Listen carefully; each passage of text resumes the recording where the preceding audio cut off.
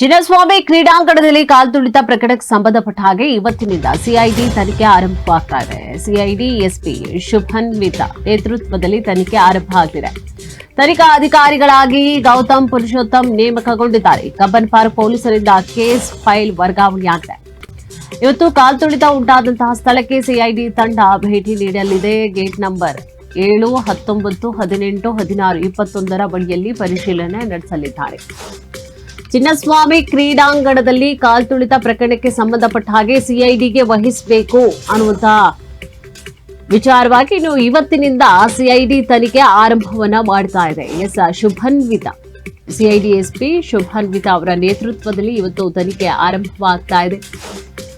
ತನಿಖಾ ಅಧಿಕಾರಿಗಳಾಗಿ ಗೌತಮ್ ಪುರುಷೋತ್ತಮ್ ನೇಮಕಗೊಂಡಿದ್ದಾರೆ. Cubbon park ಪೊಲೀಸರಿಂದ ಕೇಸ್ ಫೈಲ್ ಅನ್ನ ವರ್ಗಾವಣೆ ಮಾಡಲಾಗಿದೆ.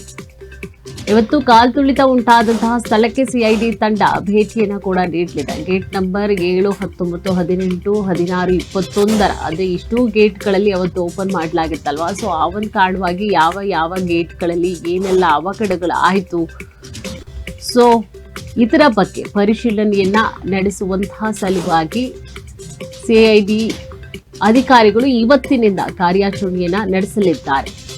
ನೇತೃತ್ವದಲ್ಲಿ ಇವತ್ತು ತನಿಖೆ ಆಗಲಿದೆ. ಎಸ್ಪಿ ಶುಭನ್ವಿತ ಅವರ ನೇತೃತ್ವದಲ್ಲಿ ಇನ್ನು ಅವರಿಗೆ ಗೌತಮ್ ಪುರುಷೋತ್ತಮ್ ಅವರು ಕೂಡ ಸಾಥ್ ಕೊಡಲಿದ್ದಾರೆ. ತನಿಖಾ ಅಧಿಕಾರಿಗಳಾಗಿ ನೇಮಕಗೊಂಡಿದ್ದಾರೆ.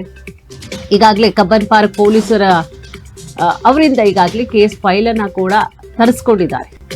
ಸೊ ಏನಾಯಿತು ಅನ್ನೋದ್ರ ಬಗ್ಗೆ ಈಗ ಪ್ರಾಥಮಿಕ ಮಾಹಿತಿಯನ್ನು ತಿಳಿದುಕೊಳ್ಬೇಕಲ್ವಾ. ಸೊ ಅದ್ರ ಬಗ್ಗೆ ಈಗಾಗಲೇ ಕೇಸ್ ಫೈಲ್ ಆಗಿರುತ್ತೆ ಕಬ್ಬನ್ ಪಾರ್ಕ್ ಪೊಲೀಸ್ ಸ್ಟೇಷನ್ನಲ್ಲಿ. ಸೊ ಆ ಒಂದು ಕಾರಣವಾಗಿ ಅಲ್ಲಿಂದಲೂ ಕೂಡ ಈಗಾಗಲೇ ಕೇಸ್ ಫೈಲನ್ನು ಕೂಡ ಪಡೆದುಕೊಂಡಿದ್ದಾರೆ. ಏನಾಯಿತು ಅವತ್ತು, ಸೊ ಯಾರಿಂದ ಅವಘಡ ಸಂಭವಿಸಿತು, ಸೊ ಈಗಾಗಲೇ ಭಾಳಷ್ಟು ಕಂಪ್ಲೇಂಟ್ಸ್ಗಳು ಕೂಡ ಕಬ್ಬನ್ ಪಾರ್ಕ್ ಪೊಲೀಸ್ ಠಾಣೆಯಲ್ಲಿ ದಾಖಲಾಗಿದೆ. ಸೊ ಆ ಎಲ್ಲದರ ಒಂದು ಕಂಪ್ಲೀಟ್ ಆದಂತಹ ಡೀಟೇಲ್ಸ್ಗಳನ್ನು ಕೂಡ ಈಗಾಗಲೇ ಪಡೆದುಕೊಂಡಿದ್ದಾರೆ. ಈಗಾಗಲೇ ಕಬ್ಬನ್ ಪಾರ್ಕ್ ಪೊಲೀಸರು ಕೂಡ ಈ ಘಟನೆಗೆ ಯಾರಿದ್ದಾರೆ, ಇದರ ಹಿಂದೆ ಯಾರ ಹುನ್ನಾರ ಇರಬಹುದು, ಇದೆಲ್ಲವೂ ಕೂಡ ಎಲ್ಲದರ ಬಗ್ಗೆ ಕೂಡ ಈಗಾಗಲೇ ಅವರು ಪ್ರಾಥಮಿಕವಾದಂತಹ ತನಿಖೆಯಂತೂ ಆಗಿದೆ.